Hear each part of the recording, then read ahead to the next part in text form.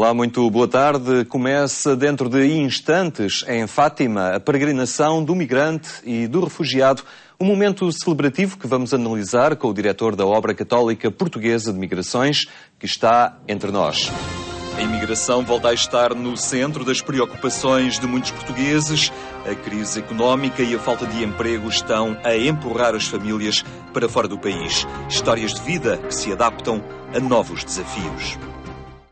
Descola-se para uma nova etapa.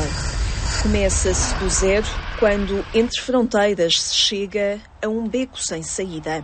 O desemprego, ou falta do primeiro emprego, tem nos últimos anos levado milhares de pessoas para a imigração. Embala-se uma vida na esperança que no termo da viagem se encontre a estabilidade necessária para continuar a trabalhar e a proporcionar vida. Mas vais para onde? Depois tenho que ir para a gasolina. Obrigado. Depois tenho que ir ver a Constância. É verdade. Vá, beijinhos. Até logo. Até logo. Desempregado há mais de um ano, Francisco Zagalo embarcou em 2010 rumo a Luanda. Em Portugal, deixava a mulher e 6 filhos rapazes, na altura entre os 3 e os 20 anos. Está aqui a família toda, vá. Não foi muito uma opção. A opção é quando eu só tenho 2, não é? Aqui foi foi a opção. E então pronto, fui para Angola, tive 2 anos, foi complicado. Viver sozinho, sobretudo quem tem uma família assim grande e muito participada e muito vivida. Nós estávamos em campos de férias, tínhamos grupos de jovens, equipas, etc. E foi assim um bocadinho difícil. O relato guarda as horas de uma vida a 2 que em 2010 se passou a dividir entre continentes. O Skype passou a membro da família. A voz, à distância de uma chamada, servia para partilhar o dia-a-dia, até para rezar e atenuar a saudade. Mas não resolvia tudo. O primeiro ano foi horrível, de separação e de muita coisa dos miúdos, por isso é que nós rezávamos, porque havia tanta coisa para decidir que não era possível, e então entregávamos, porque fazíamos o que era possível. Mas, ao fim de 2 anos, a pessoa começa a ficar mais habituada a essa situação. E já não é... Custava imenso quando ele vinha e ia, mas as coisas depois começavam numa normalidade de velocidade da vida e de programas não sei o quê, que a pessoa vai-se acostumando um bocadinho a viver assim. Eu lembro-me que a mim uma das coisas que me fez decidir foi quando percebemos que as condições estavam razoavelmente reunidas, não eram excelentes, mas estavam possíveis para experimentarmos, e eu sentir um certo desconforto em ir. E pensar, como é que vai ser isto tudo?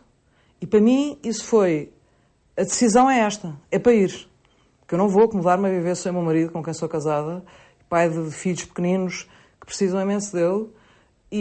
Mas digo-lhe que há uma opção que às tantas a pessoa tem mesmo que sentir-se desconfortável. Não vale a pena. E eu, se deixasse ir mais tempo, penso que seria mais difícil ainda. Reunidas as condições para os filhos mais novos continuarem a estudar em Luanda, Sofia parte para Angola. Em Portugal, fica João Maria, hoje com 21 anos, e Francisco, com 23. Eu, assim, basicamente fazia a minha vida, e sempre fui assim uma pessoa de ir a abrir de um lado para o outro e não fazia assim nada. Depois, a minha mãe foi-se embora e foi preciso começar a assumir coisas, e eu, por ter carro, fiquei assim mais ou menos administrador da casa, e aconteceu normalmente, não foi nada de muito complicado. Comecei só a fazer esse tipo de coisa e nunca gostou. O que é que foi acrescentando? As compras foi a primeira coisa. Era preciso haver compras e ao princípio, claro que era chocolates, bebidas, tudo o que era bom. Começámos a perceber que não conseguíamos estar assim e começámos a equilibrar, até que o contraste é agora, que passado já 2 anos, quase já só há verdes, porque estamos no outro extremo e só temos comida saudável cá em casa, agora estamos assim com uma vertente mais saudável e mais equilibrada, já com as contas da água, da luz. Ao princípio era preciso mandar muitos documentos para o meu pai, agora já fomos percebendo aquelas histórias dos débitos diretos, essas coisas, e pronto, agora a coisa já está muito automatizada. Acho que em termos familiares, acho que nos tornou claramente mais responsáveis. Dizer, o Francisco tem que ir às compras, trata das contas, eu cozinho para nós todos os dias. tratamos da casa juntos e não sei o quê, portanto, ganhamos um sentido de autoridade muito grande e aquelas coisas pequeninas, de vizinhos chatos, de o que for, que vem bater à porta, agora somos nós que respondemos e não são os nossos pais. Portanto, eu acho que nesse sentido fez-nos crescer imenso. E o apoio temos que ser nós uns dos outros. E eu acho que isso é uma coisa que é natural entre irmãos, mas que, claro, que foi reforçado com esta situação e que nos fez crescer no sentido positivo. A necessidade de então revelou-se amadurecimento hoje, mas o processo deixa marcas. Na construção identitária, obviamente, essa experiência da imigração, quer dizer, tem aspectos que naturalmente podem ser até muito interessantes e muito positivos, porque é uma abertura de horizontes, perspectivas de interculturalidade, de relação com outros povos e com outras culturas, e portanto, e até, digamos, a integração de aspectos culturais e tipos culturais que não são muito específicos do nosso país, mas tem, obviamente, também problemas que podem ser sérios de construção identitária e de obrigarem a processos de reconstrução identitária que podem ser complexos, não é? Quer para os que vão, quer para os que ficam, mas isso é mais, digamos, tem mais a ver com o problema dos cortes, da alteração que se verifica na modificação profunda que pode ocorrer nas relações de sociabilidade no contexto familiar, no contexto das redes sociais, em que essas pessoas participavam. Fragilidade económica ou familiar. Esta é uma equação difícil que muitos agregados têm hoje de definir. É muito difícil prever o que é que vai acontecer, porque parece que ser claro que sem uma perspectiva de retoma económica, não é? Portanto, de crescimento, de dinamização da economia, a geração de emprego não vai acontecer. Mas manter uma taxa de desemprego como aquela que nós temos atualmente é alguma coisa que, do ponto de vista social, é difícil de imaginar que possa ser sustentável a médio e a longo prazo.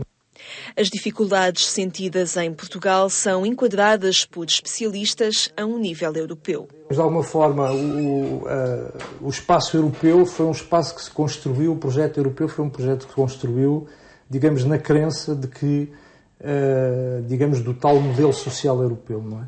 Portanto, do modelo de compatibilização entre o crescimento económico e a coesão social. Portanto, no fundo, um modelo em que o desenvolvimento económico, o crescimento económico não pusesse nunca em causa, nunca sacrificasse os propósitos de coesão social, de maior igualdade, de maior justiça. E isso hoje está muito interrogado, não é? É difícil saber o que é que irá acontecer. Infelizmente, o tempo é um tempo de muita incerteza e de muita contingência. Está-me a dizer como é que é gerir isto? Não é facílimo e é o que eu lhe digo, não é perfeito, é mesmo por tentativas. É aquilo que na altura nos parece que é o mais certo. Tem sido a nossa aposta, pronto. E nós entregamos muito a Deus e fazemos o que temos que fazer.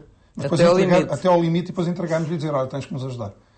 E graças a Deus tem funcionado isso com a nossa vida, mas fazemos à séria, de coração, quer dizer, não vale a pena nós tentarmos resolver aquilo que não conseguimos. Não vale a pena. Agora, temos que fazer o nosso bocado. O que é que nos compete? E depois, a partir daí, entregamos-lhe a ele e ele tem que dar uma mão. Na incerteza, a vida continua a construir-se com um alargar fronteiras e a fazer das distâncias uma oportunidade para novos horizontes e novas relações.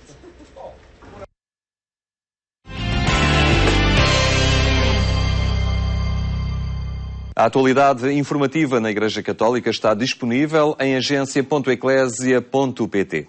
Frei Francisco Sales é o diretor da Obra Católica Portuguesa de Migrações, que participa na organização da Peregrinação Universária de Agosto, que está prestes a iniciar-se e que é dedicada ao migrante e ao refugiado. Frei Francisco Sales, muito obrigado por estar na nossa companhia. Rumo a um mundo melhor é o tema desta peregrinação de agosto.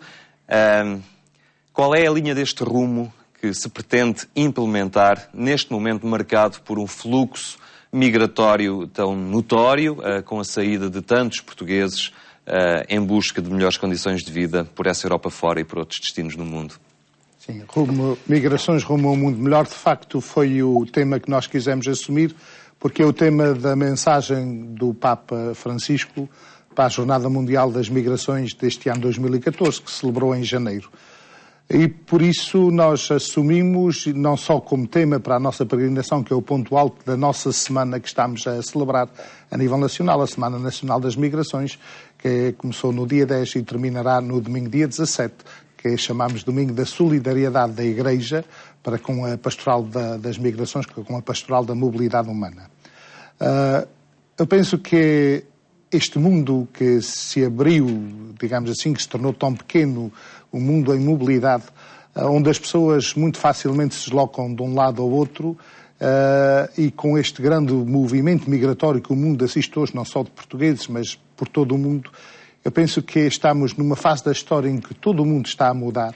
As comunidades dos países, das sociedades estão a mudar de rosto, portanto, tornando-se comunidades muito mais interculturais, mesmo interreligiosas, multiculturais. E eu penso que é isto que vai transformar o mundo e, possivelmente, transformar o mundo em algo melhor. Portanto, em vez de estarmos com sociedades fechadas, portanto, uma grande abertura. E, apesar de tudo, esta ideia do rumo a um mundo melhor vai também de encontro às situações menos boas que continuamos a viver, como que se acontecem nestes ambientes, neste contexto de migração, particularmente os racismos, xenofobias, algumas políticas que vão completamente contra os direitos mais fundamentais da pessoa humana, todas as explorações que estão no contexto e que estão dentro do contexto da imigração. Portanto, é isto que nós queremos salientar, é isto que nós queremos colocar como centro, como uma intenção muito particular nesta semana, e aos pés de Maria, neste Santuário de Fátima, onde estamos a começar a celebrar a peregrinação deste ano 2014. Em Fátima estão muitos imigrantes que acorrem sempre nesta data, até porque coincide com o período de férias de muitos deles, em que visitam e regressam ao nosso país. O panorama da imigração está a mudar e é notório realmente algumas situações mais alarmantes, situações de extrema pobreza com que alguns se deparam. Há muita gente a sair de Portugal, mas os casos não são apenas de sucesso quando se chega aos países de acolhimento. Há imigrantes portugueses a viverem situações de dificuldade particular e também de situações de exploração laboral. Sim, este de facto é uma das realidades que infelizmente chega muito pouco ao conhecimento público, passa muito pouco na comunicação social. Muitas vezes há mais a preocupação de dar uma ideia de uma imigração mais positiva, e um dos exemplos, por exemplo, é um dos programas da nossa televisão, que são os Portugueses pelo Mundo, que praticamente apresenta apenas casos de sucesso da imigração por todo o mundo. Mas, de facto, neste momento existem muitas pessoas que estão a viver mal, que partiram, portanto, e não tinham condições ou não tiveram condições nos países de acolhimento para poderem construir uma vida. E, na verdade, é que quem imigra muitas vezes depois tem dificuldade de voltar atrás, de assumir o seu falhanço, portanto, que falhou, que não conseguiu, portanto, e voltar ao contexto onde saiu. E muitas vezes preferem ficar a viver com muitas dificuldades lá fora do que regressar, portanto, e assumir, portanto, esta falha. De facto, esta é uma das realidades e penso que é isto que, como a Igreja, nós temos que ir bastante ao encontro, não só ao encontro para tentar minimizar estas situações de pobreza e de marginalidade que muitos portugueses estão a viver no estrangeiro, mas, sobretudo, também para alertar as autoridades, portanto, para sermos um bocadinho a porta-voz, a voz destas pessoas que muitas vezes, por vergonha, não se manifestam e, por isso, as suas situações não chegam ao conhecimento das autoridades que deviam de intervir. De facto, nós nesta peregrinação temos bastantes imigrantes presentes. Há que ter em conta também uma realidade que tem mudado bastante, particularmente na Europa. é que há uns anos o mês de agosto era essencialmente o mês das férias. Isto já mudou muito. Em muitos países, como a Suíça, a Alemanha, o mês das férias atualmente é o mês de julho. E praticamente o mês de agosto, logo no início, recomeça a vida, recomeça a escola.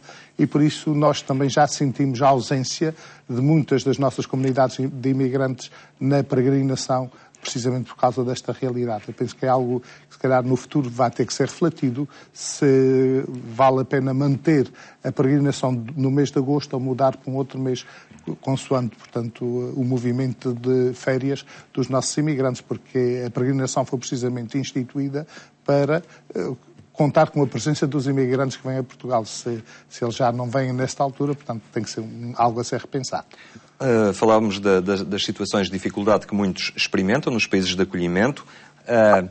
Para estas situações de maior dificuldade também muito tem concorrido alguma pouca fiscalização das instâncias comunitárias.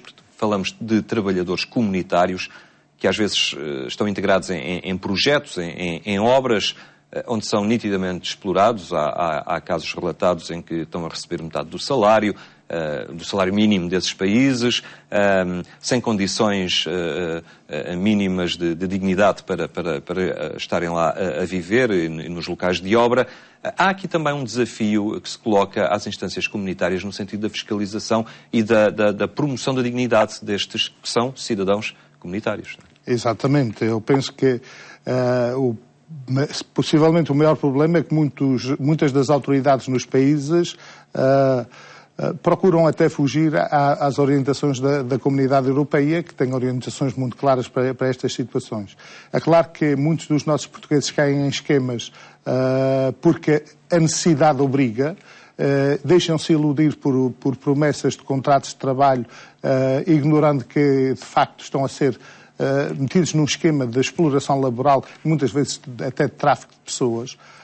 E a necessidade como obriga, as pessoas muitas vezes não fazem a denúncia ou porque estão a ser ameaçadas, ou então porque a pobreza de tal forma, de tal ordem, que preferem ganhar muito menos e conseguir subsistir, não é?